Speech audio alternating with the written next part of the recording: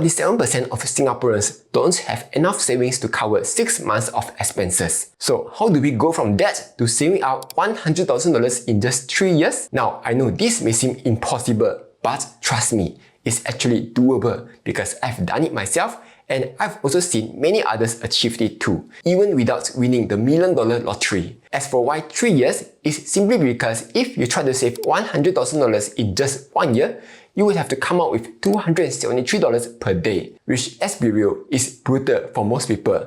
But if you can achieve that, then good for you. Then if you stretch it to 2 years, that's $137 per day, which is much more doable, but it's still tough. But if you drag it to 3 years, you only need to come out with $92 per day, which becomes much more achievable. So let's break this down step by step on how you can reach $100,000 in 3 years, starting with cutting back on your expenses. For this, there are people who go to the extreme, such as eating cai fan every day, walking to work, or skipping coffee altogether. While this can definitely help you save a bit more money, the impact will also be very minimal. And that's because these expenses generally make up less than 5% of your total spend. Well, unless you're ordering cai fan with fish and sotong every meal lah. In that case, yes, you can probably save a lot more money by cutting down on that. Not to mention that life is tough already. And if you cut out the small things that give you comfort, such as eating a nice meal every once in a while, taking the public transport and drinking coffee, life will suck even more. Instead, start on your 3 biggest expenses, which are going to be housing, food, and transport. Quick pause, Poems by Philip Capital is currently celebrating their 50th anniversary by giving out up to $2,200 worth of rewards. To qualify, make sure Smart Park is ticked during the sign-up process. Then, depending on how much you fund and trade, you get to earn different welcome gifts. For example, if you can fund a minimum of $3,000 within 14 days, hold the fund there for 30 days, while completing 3 buy trades within 30 days, you will receive up to $50 worth of fractional shares and stock coupons. But if you can fund a minimum of $50,000 while increasing the holding period to 50 days and make 5 trades, the rewards that you can receive will also increase to $300. On top of that, the first 50 people who sign up every week will also receive an additional $50 stock coupon. The coupon that you receive will vary depending on the week that you sign up. For example, during the first week of July, it will be a ComfortDelGro stock coupon, and the week after that, it will be a Philip Sing Income ETF coupon. This is on top of 0 US commission for 30 days, as well as a free $20 SGS stock coupon when you fulfill the terms and conditions. This deal is only valid until 27 July 2025. So if you are interested, you can sign up with my link down below. With that being said, let's get back to the video. For housing, it's definitely going to be hard to cut, but it will also make the biggest impact.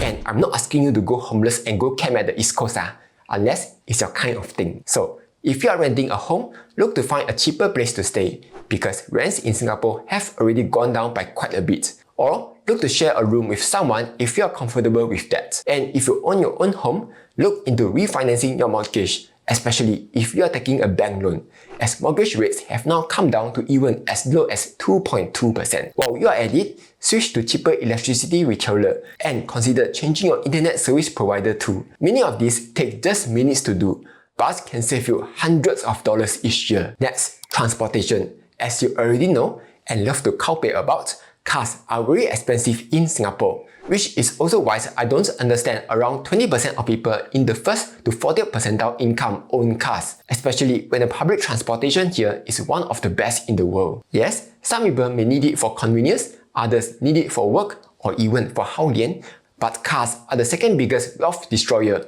with the biggest being Cathy Wood, of course. So unless you absolutely need cars, taking public transport or even private hire vehicles will save you a lot of money over the long run. Lastly, for dining, there are tons of ways to save money on food, and I'm sure you have heard of them countless times already. This includes cooking at home, not ordering drinks when dining out, raid your office pantry, and even returning that wet tissue when you are dining at those sneaky restaurants. Besides those 3 biggest expenses, there are also so many other ways to cut back on your spending without requiring you to sacrifice your happiness. You just need to be smart with how you do it. For example, you can try to relook at your insurance policies, especially if you have bought ILP from a long-lost friend who contacted you out of nowhere. If you need a pressure-free service to review your insurance, you can check out this provider that I'm working with. Or if you often go to the cinema, you can sign up for this SIM-only plan from Circus Life, which will give you up to 4 movie tickets every month. And of course, learn how to use credit cards. If you are able to use credit cards like a responsible adult, you will be able to instantly boost your savings. For example, this card, which will give you anywhere between 3.33% all the way to 10% cashback. However, cutting back on your expenses are pointless if you can't change your mindset. Like, there are stats that show that even the top earners are living paycheck to paycheck. Many people in Singapore don't have an income problem, they have a spending problem. And that's because people are always trying to upgrade their lifestyle whenever they earn more, or keeping up with the Jonases, whoever the Jonases are. If you truly want to be rich, you have to stop worrying about looking rich. Your friends aren't going to care if you drive a car, or you live in a condo, or your atas meal that you are eating every week and posting on social media. Yes, while that may give you satisfaction in the moment, like, oh, I'm having a better life than everyone else around me, that can often come at the cost of your freedom and happiness down the road. So if you want to build real wealth, you will need to have a mindset shift, and it starts by living below your means today, so that you can live on your own terms tomorrow. Next, in order to save even more money, you will need to earn more money. I know I sound like Captain Obvious when I say that. Like, if you are homeless, go buy a house lah. But the matter of fact is, you can only save so much, and after that, you have to start earning more if you want to increase your income. And for that, the fastest way to increase your income is actually through your day job or your night job if you are doing a night shift. This can be something as simple as asking for a pay raise or getting a promotion. But in order for that to work, you have to first make yourself more valuable to your company. It can be improving your skills, being the person your team can rely on, taking on additional responsibilities, or solving a pain point that your boss has. And if your boss still doesn't give you a pay raise after all that, or if you are too pricey to ask for a pay raise, then you can start looking for a new job. A study by Forbes showed that if you stay at a job for too long, you can end up making less over your lifetime by about 50% or more. While people who change jobs can often see their salary jump by as much as 15 to 20%. Besides your day job, the next way to increase your income is of course through side hustles. There are so many side hustles that you can do, but they generally fall into two categories. The first one is by trading time with money. This can be something like doing Grab food delivery, freelance web design, video editor, proofreading, managing social media accounts, babysitting, pet sitting, or even selling sourdough. The list is endless, but one tip that I have is to always try to do something that can help you advance in your career. For example, if you are a graphic designer, you can try to look for a freelance design job. That will help you level up and expand your portfolio, which is definitely helpful in increasing your pay later on. The second type of side hustle is to start a business. This can be starting selling cakes online, writing a blog, or starting a YouTube channel. You won't see much income at the start, or you might even fail. But if you can pull it through, it can be really rewarding. Now, besides working hard for your money should also work hard for you. But unfortunately, if you have less than $100,000, it is very hard to generate any meaningful return because the base is just too small. Take for example, even if you park $10,000 into some investment that give you 10% return a year, that's only going to give you $1,000 a year. The additional income is definitely nice, but it's not going to change your life much.